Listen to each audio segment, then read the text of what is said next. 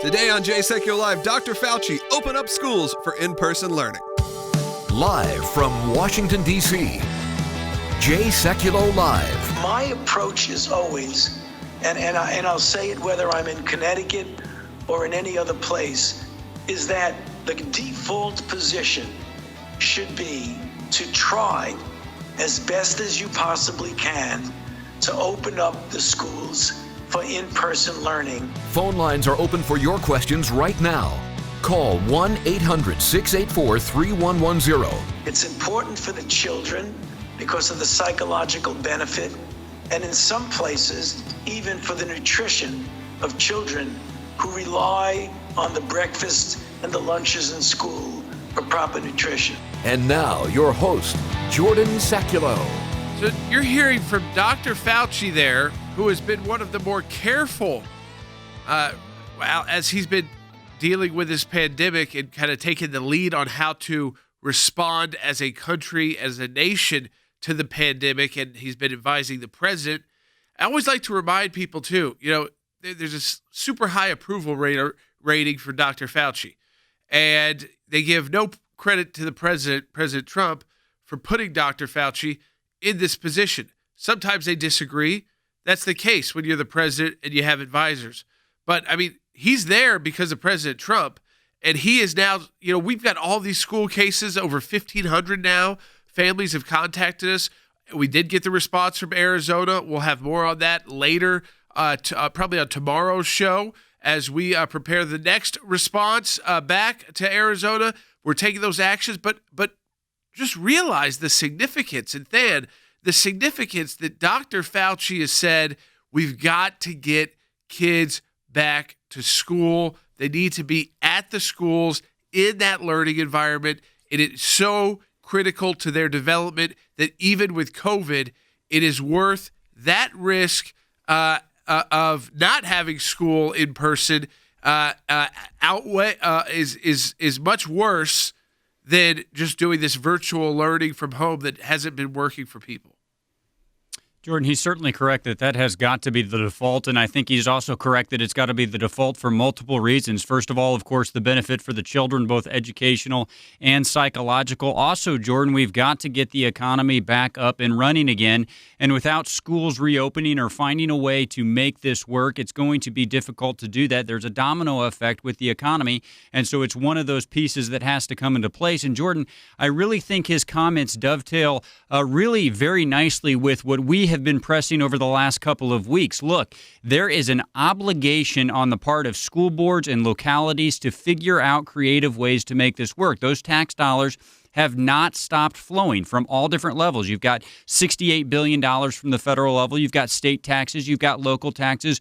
Will school in all instances look like we're used to? Probably not, Jordan, but that does not mean that localities have no responsibility to figure out the best way to make it work for their localities. And Dr. Fauci's right, Jordan. I think that has to start with a default that schools are going to open. And if there's a specific reason that they need to tweak that for one reason or another, they can do it. But Jordan, it doesn't mean they don't offer an option. It means they find a better option if one has to happen. Our website on ACLJ.org, if you go right to the website, you will see we've got a whole section for people who are looking for information on COVID-19 and schools, and it's right at ACLJ.org. So that'll be available for you.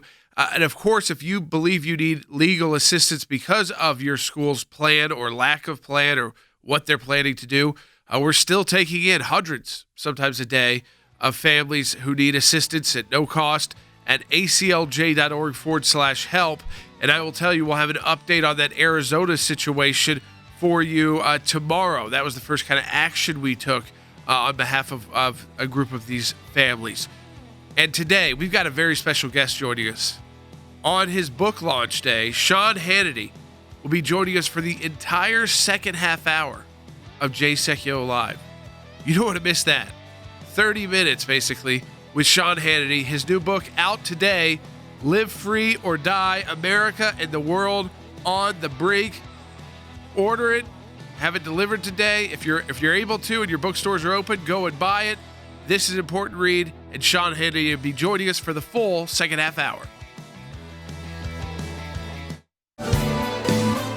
Just a reminder, second half hour, Sean Hannity, not just joining us for one segment, joins us for the entire half hour. Each of the three segments in that half hour, he'll be joining us. We'll be talking about, of course, we'll talk about his new book, Live Free or Die. But I know when Sean comes on, we'll be talking about a host of issues that you will want to listen to and get that dialogue. And it's unique to have Sean on as a guest rather than a host. So with asking questions and things like that to get his perspective more rather than him kind of asking others. So I think, again, I encourage you, share this if you're watching on Facebook and Periscope. Share now with your friends and family. I mean, right now with your friends and family, because, I mean, we've got Sean Hannity coming up for the full second half hour of Jay Sekulow Live today. Now, we can take your phone calls right now, 1-800-684-3110.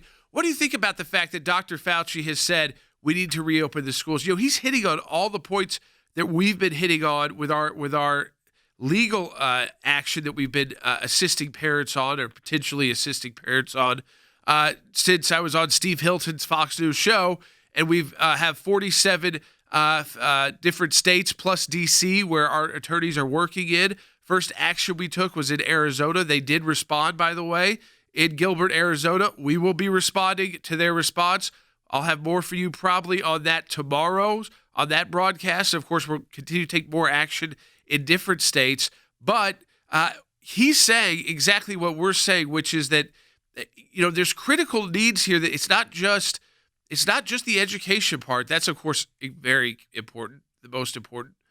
But the food, the ability for the economy, as Stan said, to get back on track so people can go back to work.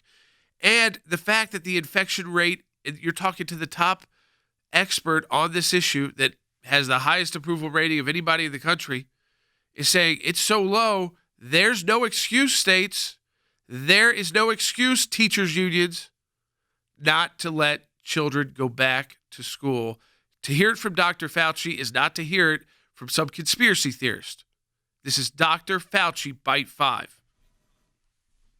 If the infection rate is so low that there's very little chance of there being infection spread, then you should feel okay about doing it, but making sure that you do the things that are necessary to prevent spread. You know, again, reopen the schools. And Than, I want to take people's calls on this, 1-800-684-3110. That's 1-800-684-3110. We are seeing across the country the opposite in a lot of states. Schools that said they were going to delay a couple weeks are now delaying 2 more weeks. So for Dr. Fauci to get out there and say, put your plan together. You know, if you got to delay a couple weeks and maybe add a couple weeks here and there or take less holidays, something like that, but fight the teachers' unions who are doing demands like, you know, Medicaid for all, things like that as part of their going back to school plan, which is not even related. But do get these children back to school if their parents feel comfortable sending them. I say have a virtual option, because if you've got an at-risk parent, and that may be the best option for you. So schools need to think smart. That's easy to do because that's mostly what they were planning on doing anyways. But I hope that along with our work and with what Dr. Fauci has said, these schools realize they've got to take a different approach than what they thought, which is that they were going to basically have everybody doing this from home and not take into account the food, not take into account the child care cost and the economic cost to doing a program like that, and the fact that the infection rate among children is so low that it totally, the risk-reward benefit here isn't even in question. Yeah, the thing that has frustrated me through this whole process, Jordan, it seems like so many of these school boards, or even on the state level at times, have been focused on telling parents of students what they will not do, what they can't do. When, Jordan, we've said this time and time again, but it's so important that they hear this. They have an affirmative obligation to tell parents of students what they will do, how they will provide the education that the tax dollars that have paid in have been promised to those students. So will it have to look different in localities? Will they have to get creative? Will there need to to be a virtual option, like you said? In many cases, I think the answer will be yes, Jordan, but they have the obligation to put forward what those options are, not simply to say we're just not going to take their students. And by the way, and I think it's important for people to hear this, Jordan, we're not often ones to talk about dollars coming from the federal government as a big part of the solution, especially when it comes to an issue like education. But we have consistently said that we do think the federal government needs to help localities in this. If they're going to send $105 billion to states and local governments in order to help open schools, it shouldn't go directly to schools who aren't even going to reopen. Jordan, we support the Senator Scott legislation that would give flexibility to states that say, you know what, we're not quite ready to open full capacity. We need to give parents some options. We think there should be flexibility in those dollars. So again, I will just tell you, politically speaking in Washington, D.C., and Jordan, you're going to read the tea leaves here, you're going to know what I'm saying. It seems like too many just don't want to make any progress over the next 3 months because they think it will benefit them at the ballot box. The American people of all stripes, Jordan, have to reject that. For our students and for our economy, we have to start making progress. We can't just look at the political benefits or drawbacks coming up in November. We have to make progress for the American people. Again, folks, I don't want to get... I'm not going after teachers when I say this, by the way. It's teachers' unions. But there's an article in the Washington Times that says that teachers' unions are holding anti-reopening rallies. So they're actually rallying together and coming together. So I thought they're so scared about COVID. But they're having rallies against reopening schools, and they threaten to strike. Okay? This is why I say, you put kids first, teachers second. Kids first, teachers second. There's a lot of great public school teachers out there, don't get me wrong, that probably hate the fact that their union is doing things like this. But it is. How gross is it that they are going to protest reopening your kids' schools? Think about that for a minute. I want to go to the phones, 1-800-684-3110. That's 1-800-684-3110. They're ready to go? Yeah, let's go to Tim in Tennessee online. He's got an interesting question. Tim, welcome to Jay Sekulow Live. Yeah, hey, thanks for taking my call, guys. All right, so here's the scenario. I live in a county that has less than half of 1% of the county has been infected by the virus. So we're talking minuscule numbers and deaths in the single digits. And we are trying to reopen the schools, and we have a mayor that wants to reopen the schools, but we're being now bombarded by the legislature to say, no, you can't reopen the schools on your own. You can't go do what you want to do. Is there a way that we could actually fight the governor and fight the legislature, basically say, it's our county and we don't have the problems you're having in the major cities. Let our kids go back to school. I'll be honest with you. I live in Tennessee. My daughter's school is planning on going back. I don't know if this is are they saying, Tim, that it's the governor's office is saying it's because of what's happening in your specific county? Are you sure it's the governor's office? No, well, the mayor is basically saying it's coming down from. Okay. Well, let me tell you something. Right there.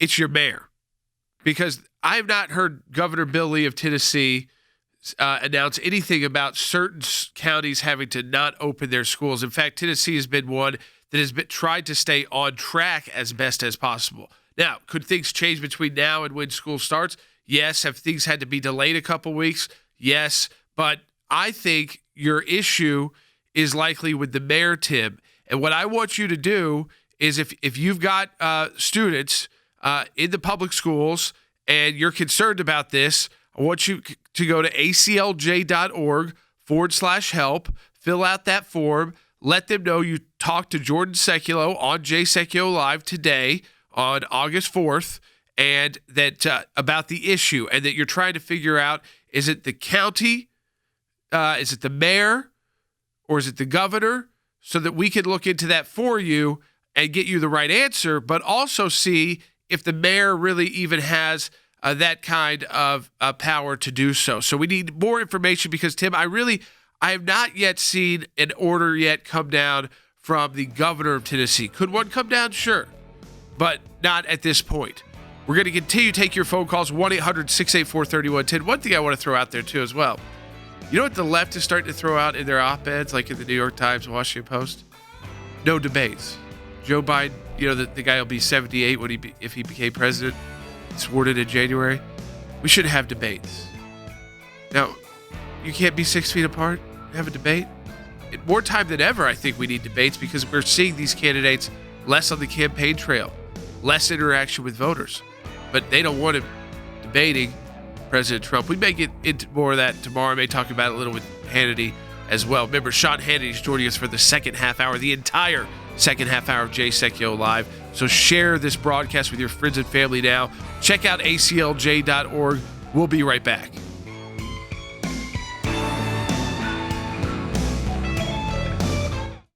Thanks to your support of the ACLJ, we have had many victories. The IRS now formally apologizing to Tea Party groups. The IRS did the right thing by resolving the case with an injunction that mandated a complete change of the IRS nonprofit tax-exempt work as it relates to issue advocacy organization. If any group feels like they're being targeted, they can go to federal court and bring our case.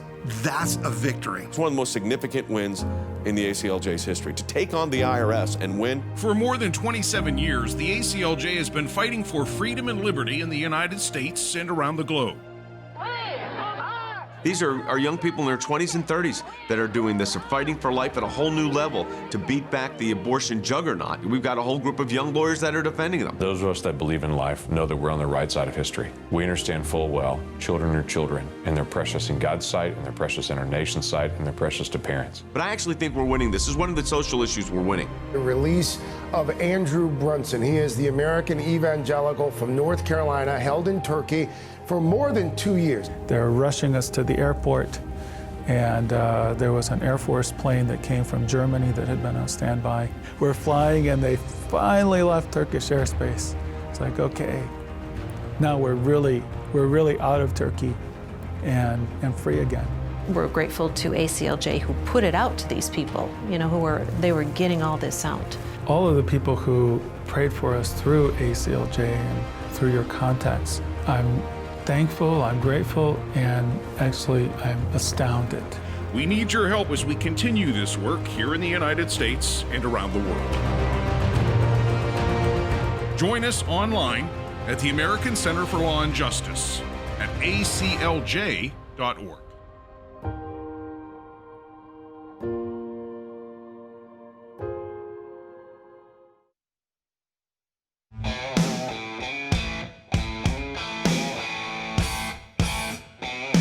Just to kind of follow up on the last caller, we looked it up, and Governor Bill Lee has outlined already his recommendations for Tennessee school districts on how to return to school in person, which includes guidance on in-person learning, when there needs to be quarantines and how long those should be, like if someone does come down with COVID in the classroom and if they didn't know it before they went to school, or how should that work, teacher safety, and more. So this has been outlined by Governor Lee very extensively, and it is not about shutting down any counties. So the issue that caller had, the mayor may be trying to blame it on the governor because they don't want to take responsibility for it, but it's the mayor that's trying to make this decision. So I hope he contacts us so we can assist there as well. You got teachers unions holding anti-reopening strikes. We are assisting right now. It looks like about 1,000 were already directly have got assigned to attorneys. The other 500 or so right now, that number keeps growing, and then more get assigned to attorneys. We're either just came in, so we're sorting through which issue within this issue they have concerns about, or we need a little bit more information before we can make that call to get it to the right attorney. So, I mean, everybody, we're reaching out to people, we're getting it to people, and we're taking action now as well. So in Arizona, we've taken action. That happened on Friday. On Saturday, we added another client. We've got another one upcoming, it looks like, in Arizona, and we got a response from the Gilbert School District out in Arizona. We'll talk about how we're going to respond probably on tomorrow's broadcast. We'll spend some time on that because we got Sean Hannity coming up for the second half hour of Jay Sekulow Live. I want to go to Paula in Indiana online too. Paula, welcome to Jay Sekulow Live. You're on the air. Hi, thank you for taking my call. I just wanted to let you know I'm an educator here in Indiana who's looking forward to being back in the classroom, and I'm really disappointed in the educators in Indiana through Indiana Teachers United, which is the former Red for Ed Facebook page, that are really making it difficult for those of us who want to go back in to the classroom. And it's very frustrating for parents and teachers who have worked very diligently to provide a safe environment for their students to be challenged by groups such as Indiana Teachers United, who do not support us going back into the classroom. But I want parents to know that we are educators that are out there who do want to be back in the classroom. We want to see our students. I'm looking forward to that next week. And I would just encourage parents to advocate for their children. Thank you for calling, because you're one of those good teachers out there who you want to go back, you want to do your job, you want to make it safe, but you understand the importance of being there for the students as a teacher, they're learning, but also as the importance of the family and how it impacts the entire economy. And Than, it's why you've got to make that distinction. When we talk teachers unions, I'm not attacking most teachers out there. They're great. They work for a lot of times at pretty low salaries and work really hard to help sometimes really tough environments with overloaded classrooms in public schools and they buy their own resources a lot of time out of their own pocket. But the teachers unions, they are the problem. I mean, they're organizing anti-reopening protests, Than. And then can you give us an update too on the stimulus, because people are concerned. They keep hearing that maybe that's not, that there's a lot of problems on that. I want to make sure people know about that as well. Yeah, and I actually think the two issues go together, Jordan, so I'm glad you kind of ask about that, because I think just like the caller, you will find a lot, I would say even a majority of teachers who individually would want to go back into the classroom. But when you talk about the teachers union, all too often it becomes about partisan politics. It starts to become about what a particular move will mean at the ballot box come November. And in the case of the teacher union and the hard left leanings that they have, Jordan, I think in many cases they think if schools stay closed, it would be better for Vice President Biden. I really do think it's as simple as that. And then if you look at the stimulus issue, Jordan, I'll just give you one narrow glimpse into the negotiations that are happening right now. I still believe a stimulus package is coming down the pike and will be approved in the next couple of weeks. But Jordan, the two sides are fairly far apart on the stimulus bill right now. And so there was a move just this week in the United States Senate to give the Democrats everything they wanted on the piece that had expired. It was the unemployment insurance benefit and the federal provision of $600 on top of the state assistance that is provided. The Senate Republicans offered to give Democrats the exact level that they wanted for a 1-week extension so that unemployment insurance could continue while the broader negotiations continued. Jordan, they rejected that. Now, why would you reject that if you got everything you wanted inside the proposal? And the answer is the same as it is for teachers unions. They think that there will be a partisan political benefit if things continue to deteriorate. So the American people just need to pay attention to this, Jordan. Are the teacher union for the students, and are the Senate Democrats in this case, or those who are asked saying that they want a bigger federal unemployment insurance extension?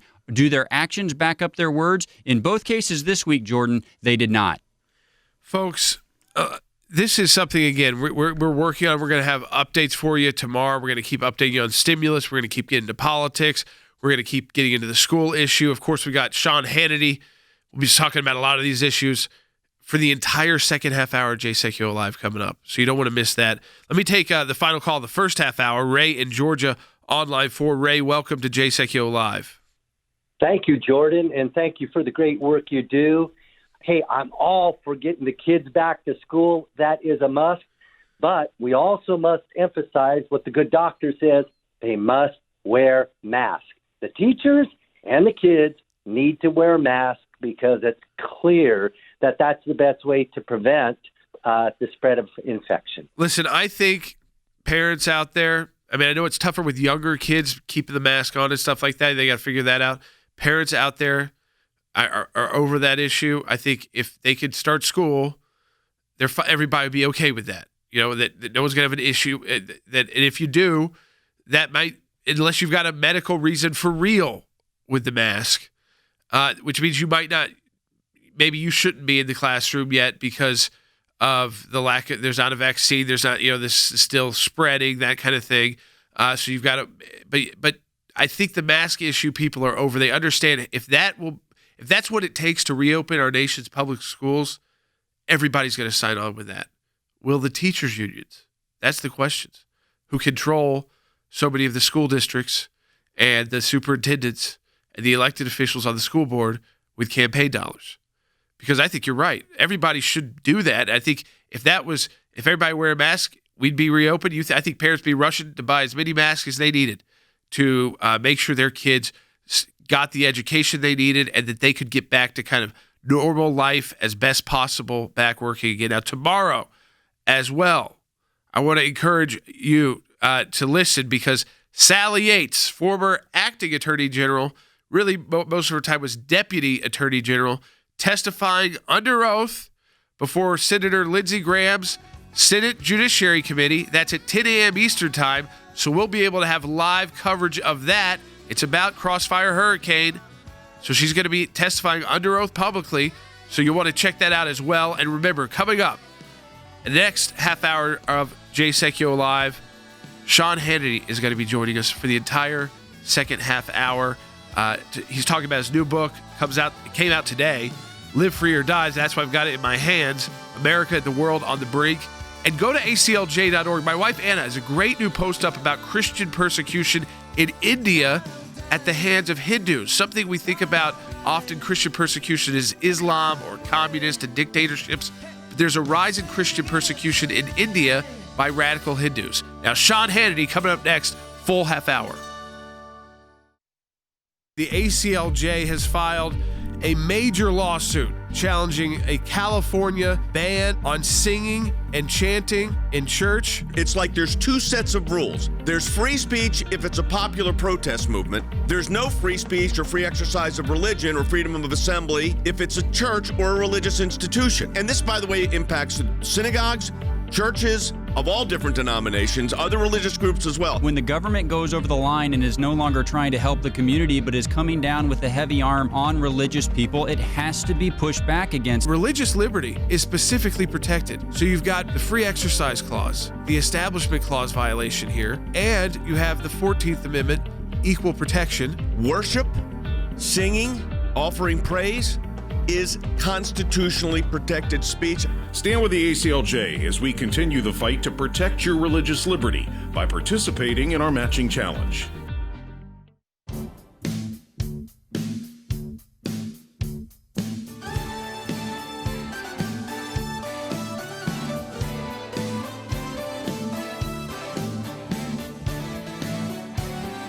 Jay Sekulow Live. It is great to be joined on a very important day by my good friend Sean Hannity, whose new book, Live Free or Die. If you pre-ordered it like me, you could be holding it in your hand right now. And I know a lot of places, if you order it right now, places like Amazon Prime and stuff like that, they'll deliver it to your door, within an hour or two. If you don't already have it, Live Free or Die, America and the World on the Brink. Sean, it's great to have you on the broadcast. Hey, Jordan. Well, first, I'm a fan. Secondly, I loved your book. Thirdly, your dad is my attorney, and so I'm very close to the Sekulow family and have been for years. I love the work of the ACLJ. You guys have been transformative. I don't know the exact number of times your father argued before the Supreme Court. I think it's 21. I might be off, and I think he won 19 of the 21 cases. Oral arguments. He's done 13 because he did one for president on behalf of President Trump, representing him, and then he depending on how that case was kind of a split, it's like 2.5 losses, all the rest were wins, and some of those wins were the wins that we're even fighting right now, Sean, with all the restrictions on places of worship and things like that. But you know what I think is very cool about your book, now that I have a chance to go through it, is one, I know you don't write a lot of books, but two, this is very current. I mean, in the final chapter of the book, and and I've gone through this process. You get into the coronavirus and the response by President Trump and what this has been like. So, I mean, this takes people through a whole host of issues, but it's that current. I know you know from writing your own books that it's a process. I actually thought of it a year ago.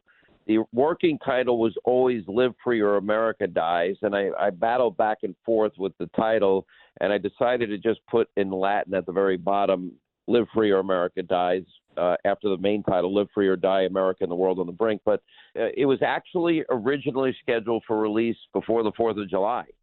And, talked to the publisher. We all agreed that this is, we need to keep this book current. You have to have a lead time, and I got in as much as I could possibly get in. I wanted to make sure that we had a very good feel who the Democratic nominee would be, what the Democratic agenda is, and on the coronavirus response, okay, let's look at the president's response, because the first identified case of corona was January 21st, if people can believe it, this year.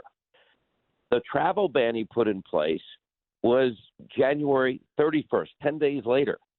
I actually first had Fauci on about corona on January 27th. I had him back on the air February 10th, while the New York Times was suggesting travel bans don't work, and who says it's not safe to travel anyway. So the president then had his subsequent travel bans. Then he had a quarantine the first, 50, 60 years? Where were the Democrats? Well, Joe Biden was calling his travel ban hysterical xenophobia and fear-mongering.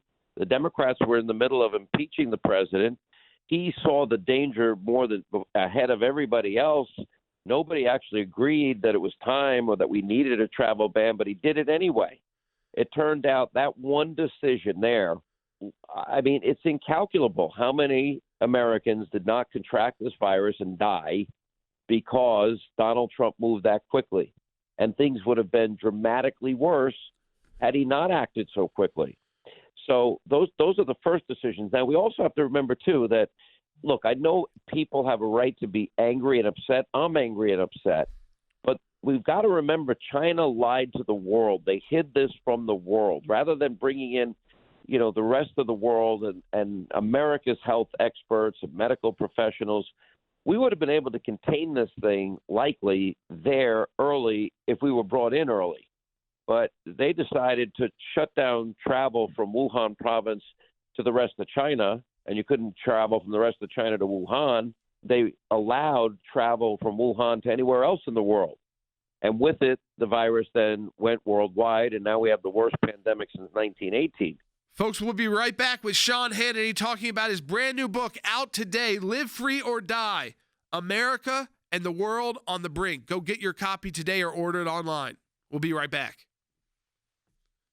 For 30 years, the American Center for Law and Justice has been dedicated to protecting your religious and constitutional freedoms. Because of you, we've seen great success in the courts and Congress concerning the issues that matter most to you and your families. ACLJ Chief Counsel Jay Sekulow. Our decades-long commitment to the Constitution and the rule of law is at the center of everything we do. The bottom line, our work could not take place without your generous support. It's a critical time for our nation and our world. With so many challenges facing our country, the work of the American Center for Law and Justice has never been more important. There's no better way to support the ACLJ than through online giving. We truly appreciate your financial support. Without it, it would be impossible to do our work here and around the globe. And the best way to support our work is to make your financial gifts online at aclj.org. Donating online is safe and secure, and an online gift at aclj.org can be put to work immediately, enabling the ACLJ to continue the battle against abortion giant Planned Parenthood. These are our young people in their 20s and 30s that are doing this, are fighting for life at a whole new level to beat back the abortion juggernaut. We've got a whole group of young lawyers that are defending them. To protect Christians facing persecution. Release of Andrew Brunson. He is the American evangelical from North Carolina, held in Turkey for more than 2 years. We're grateful to ACLJ who put it out to these people, they were getting all this out. I'm thankful, I'm grateful, and actually I'm astounded. To stand up for our good friend Israel. to work to uncover the corrupt deep state in Washington, and so much more. Take part in our matching challenge today. You can make a difference in the work we do. Give a gift today online at aclj.org.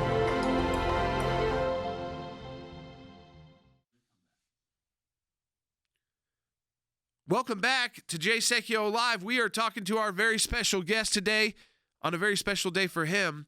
The launch of his brand new book came out today. Sean Hannity's Live Free or Die, America and the World on the Brink. And Sean continues to join us on the broadcast to discuss why he wrote this brand new book.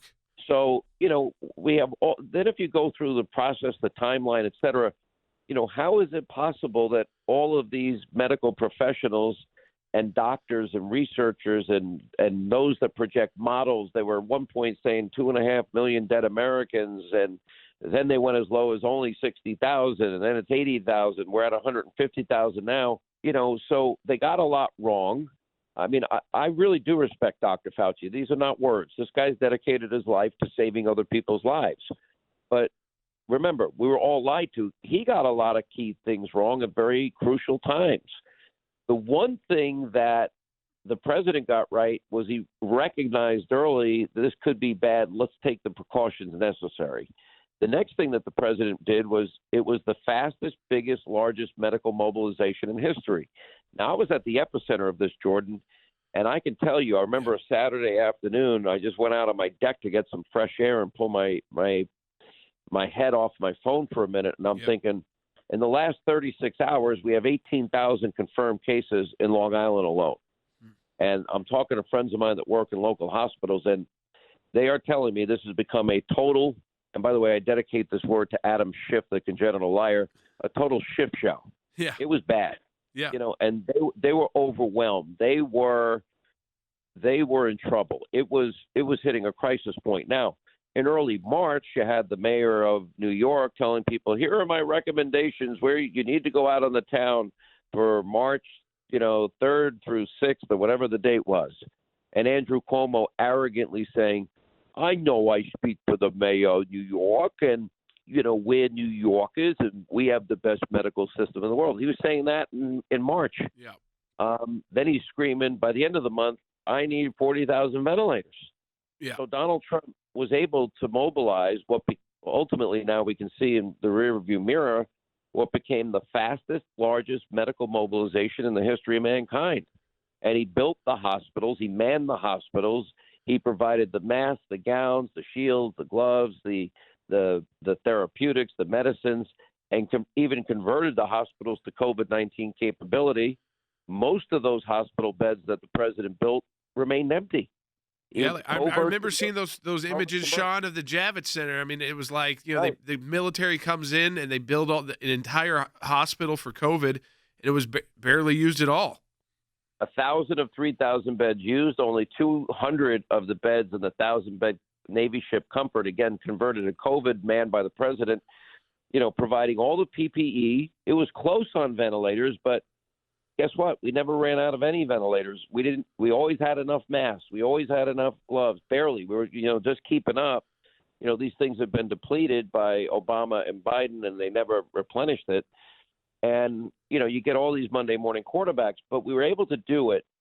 And then we find out now in retrospect that the one thing that did remain certain, like we're a little surprised when we saw these hot spots, and we see now, I think, what is the beginning of the flattening of the curve in the Sun Belt, meaning Florida and Texas and Arizona. But what the president was able to do is, very quickly identify the needs and send everything in.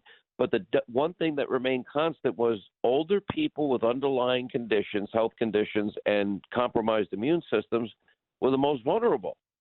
Okay, so Ron DeSantis in Florida, he's getting criticized because I always said it was when, not a matter of if, we would have hot spots and we'd have resurgence. Anyway, so he protected the elderly population in Florida. If you look at the total death toll of Florida, if you look separately at the total death toll of Texas, and then you look at the worst one day in New York, well, the number in Florida and the number in Texas are still lower than the one worst day in New York. because we learned later on March 28th, the dopey governor, issues an executive order mandating that nursing homes and long-term care facilities take in COVID-positive patients. And then it was followed by the New Jersey governor just a few days later. Then it was followed by the Pennsylvania governor. And then you had the absolutely ridiculous Governor Whitmer. These governors did a horrible job. The governor of Florida did do a good job. Now, that doesn't mean that you're not going to have a resurgence, a hotspot, but at least we went in and we protected the most vulnerable population. And if you look at nearly 33,000 deaths in New York, well, Florida's at 6,000, and the same with Texas.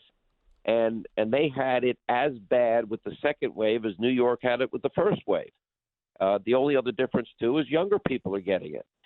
So, and the idea that you can shut down the economy and expect anything but economic disaster is, imagine if the economy fully shut down, Jordan. Yeah. Let me tell you what would have happened in New York. If the farmers stopped farming, if the packers stopped packing the trucks, the truckers stopped trucking, guess what? New York would have starved to death. Yeah. The medicines, the PPE, the masks, the gloves, the gowns, the shields, we wouldn't have had any of it. And that's where I became an advocate of masks, because every week I'd go into my local grocery store, my local drugstore, and everybody was in a mask. And I talked to everybody, as I always do. I can't shut up. And I got to know there wasn't a single person at my grocery store that ever got COVID-19. Yeah. The same with my pharmacy. And this was right in the epicenter of this. So anecdotally, I said, okay, the masks are working. And that's where I became an advocate of it. But remember this, too. Now, the president added to this simultaneously Operation Warp Speed. We're now in the final stage trials, Moderna, AstraZeneca, Pfizer. We're now bringing back production with Kodak, this big announcement that took place this week, in terms of the agents for the medicines that we had outsourced over the years to China. We can't allow ourselves to be dependent on another country on an issue such as health. So that's now changed. And overall, everything the president done, nobody was perfect, because the medical information was mixed. It was confused. It was conflicting.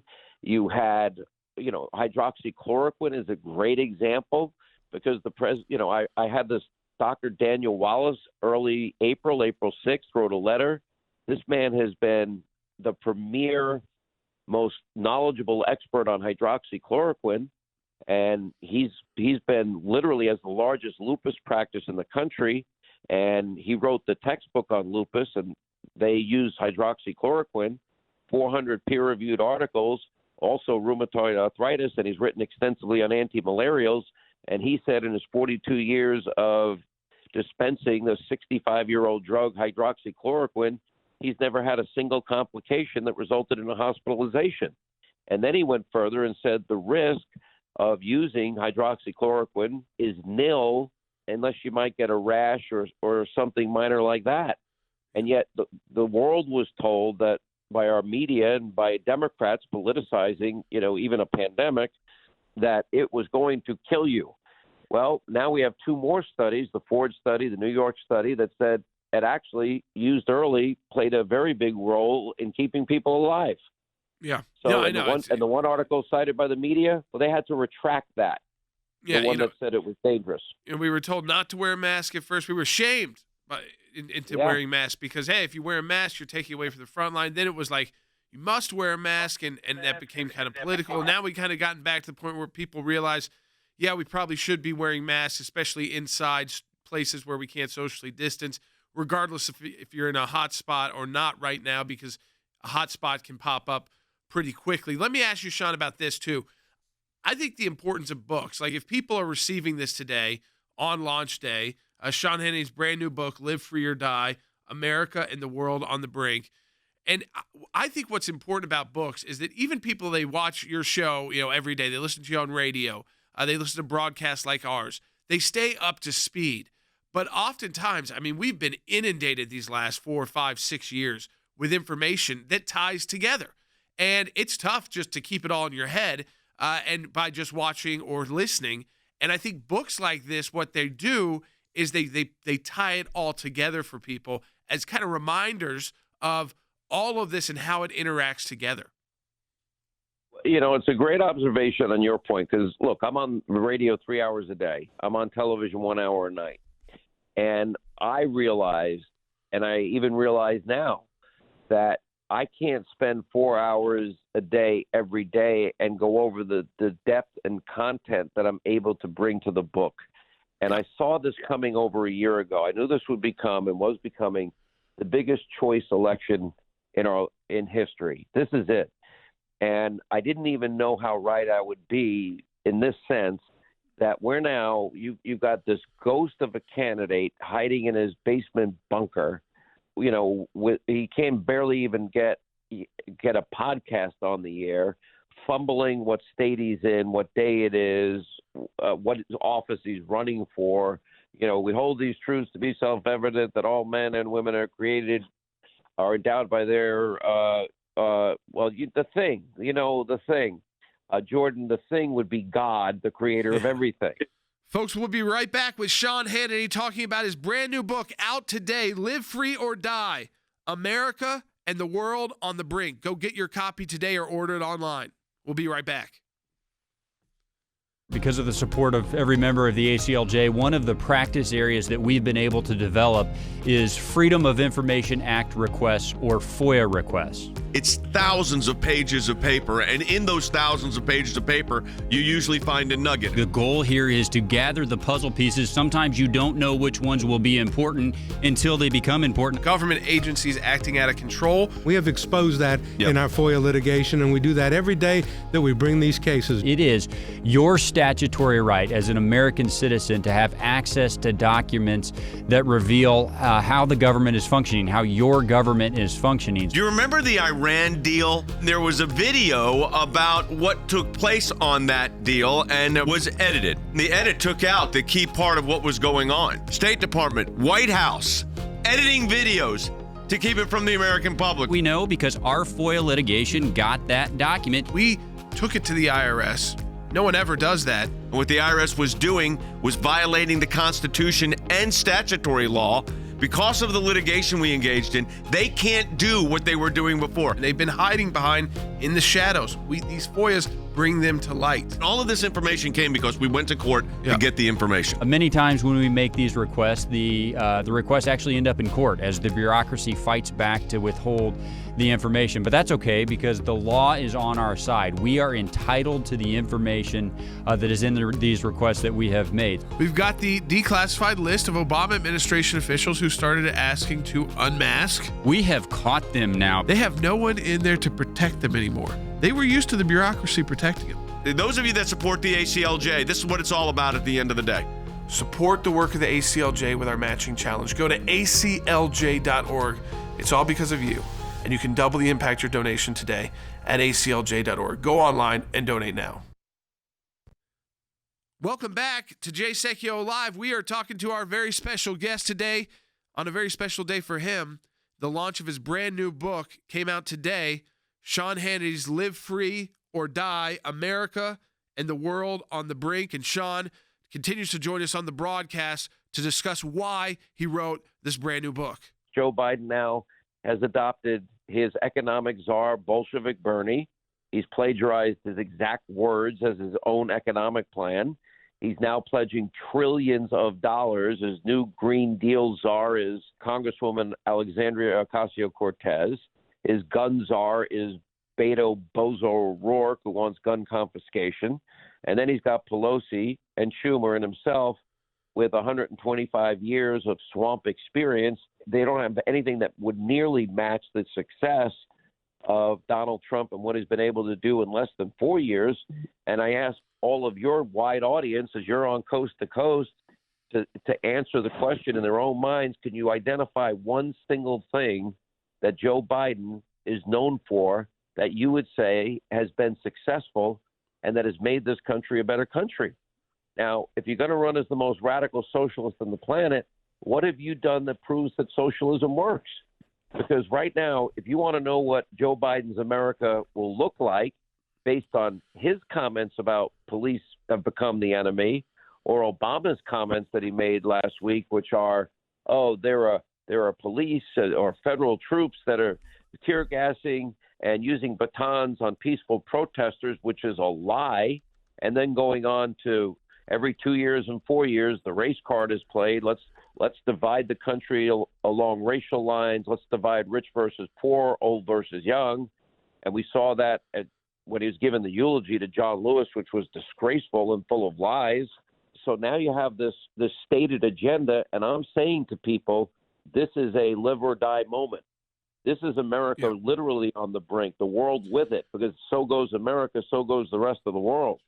And if their policies as stated are ever implemented, then the greatest country God gave man, and I mean that, that relies on liberty and freedom and a belief that rights come from God and not from man and not from governments, and that, we're endowed by that creator, with inalienable rights, life, liberty, pursuit of happiness. You can't pursue happiness in liberal cities like New York, Chicago, Portland, LA, and Seattle if you don't have basic safety and security. In all of those cities, what do they have in common? They've been run by liberal Democratic mayors for decades. All of those cities share another thing in common, is that their educational systems are the worst in the world. Well, if you want to climb the ladder of success to pursue happiness, well, they failed miserably on that front as well. And then if you look at, what has government done well? Well, how did Obamacare do? Millions lost their doctors. Millions lost their plans.